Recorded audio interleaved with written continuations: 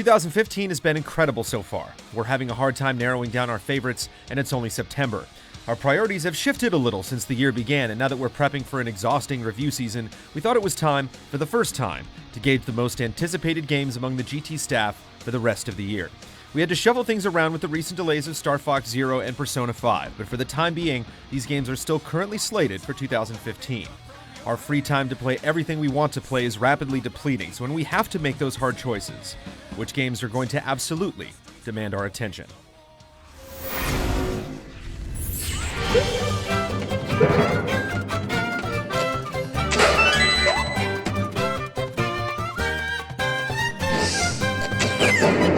Long ago, three goddesses fused their powers and created the land of Hyrule. Now Nintendo calls on you and two of your best Zelda-loving friends to unite via local wireless connection online or by download play, and resist the forces of evil in the aptly titled Triforce Heroes.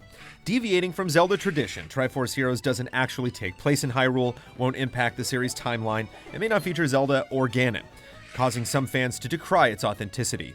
We find hope in knowing that Triforce Heroes returns to the fantastic aesthetic of A Link Between Worlds, has a quirky-sounding story, and Nintendo seems to have learned from the mistakes of Four Swords adventures, shifting the focus from a competitive rupee race to a cooperative puzzler.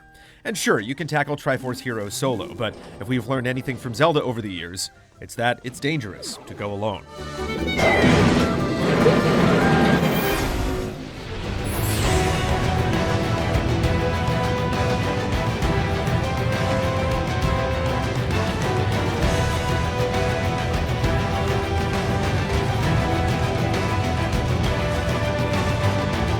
Xenoblade Chronicles came to North America by the skin of its teeth thanks to adamant fans and an exclusive deal with GameStop. The game was more than worth the effort, featuring an enormous world, intriguing story, and interesting combat. A lot of people crave that kind of console JRPG. Xenoblade Chronicles X, the sequel, is coming at the end of the year, and looks to improve upon nearly every aspect of its predecessor. Even better, players can traverse the world using skells, giant mecha that fly and transform into vehicles like motorcycles and tanks. Although the Wii U hasn't exactly seen a wealth of quality RPGs, Xenoblade Chronicles X is doing its part to fill in the gap.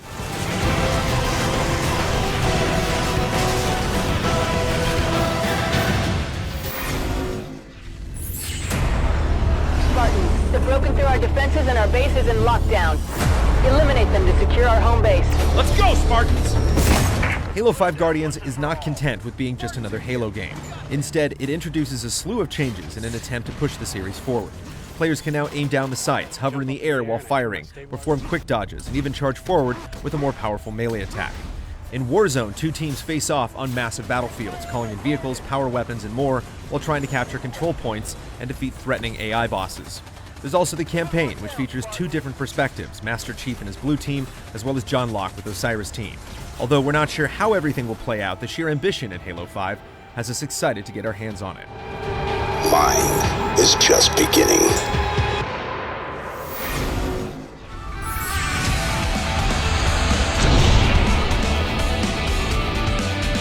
Ora!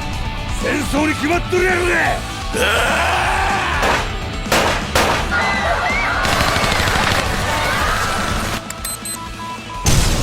Yakuza 5 is a miracle. After being released in Japan 3 years ago, somehow the game is seeing a digital-only release stateside.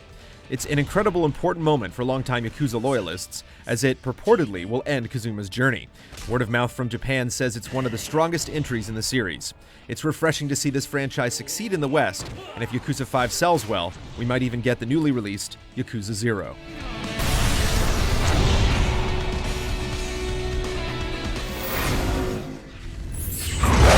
You know what sucks about dying? The crash.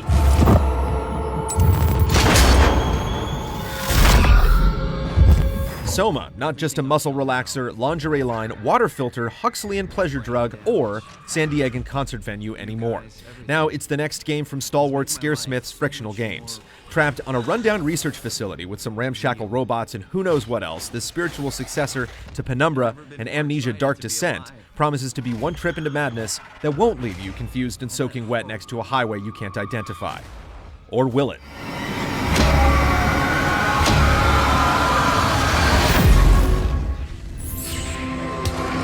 Something else dwells in the darkness of this place.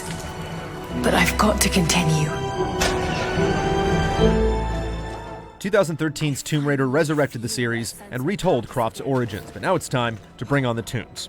As Lara embarks on her father's lost quests for the immortal Prophet's Tomb, we anticipate that Rise of the Tomb Raider will be a major return to the intricate puzzles and exotic environments that once defined the franchise. Crystal Dynamics promises expanded combat, a nested puzzle approach, improved traversal mechanics, advanced weapon crafting, a dynamic weather cycle, and a much larger and explorable game in general. Bottom line, we can't wait to see Lara transform into an even more badass, seasoned adventurer. Incredible.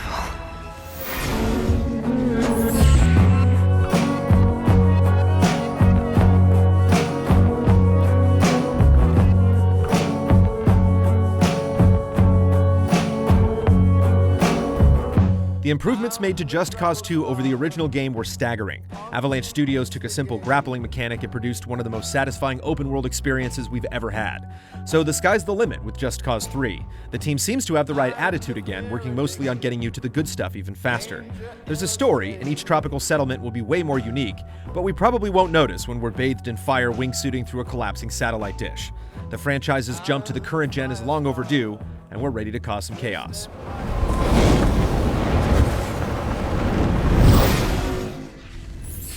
The Zerg swarm came, as was foretold. And the Protoss rose to fight them. 17 long years ago, a mysterious Xel'Naga was quietly alluded to, and he's been plotting behind the scenes of StarCraft lore ever since. It's a sure thing we'll finally be able to get to fight it out with the enigmatic villain in Legacy of the Void. Better yet, an uneasy alliance between franchise legends Raynor, Kerrigan, and Zeratul might be the only way to stop him.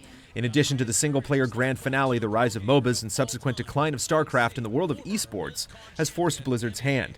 They have nothing to lose, and we can't wait to see how they attempt to shake up the competitive scene in dramatic ways. My life for ire. It's all over, but the cry.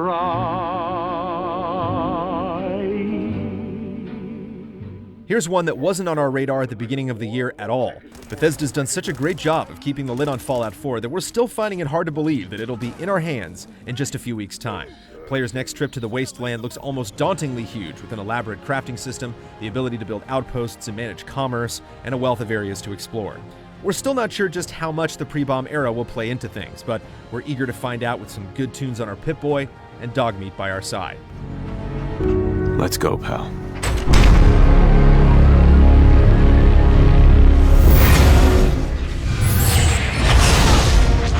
Attention all fighters. There is an Imperial transport attempting to escape. Find the target and take it out. Okay, Red Squadron. Stay in attack formation.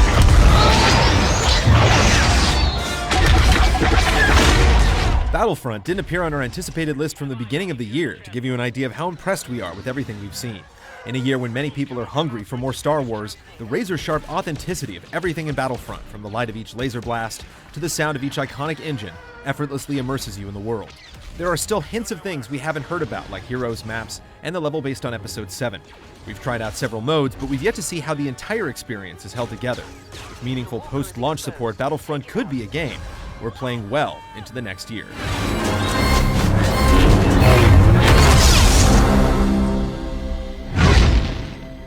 Three new challengers approach this week in a special side story episode of Tabletop Adventures.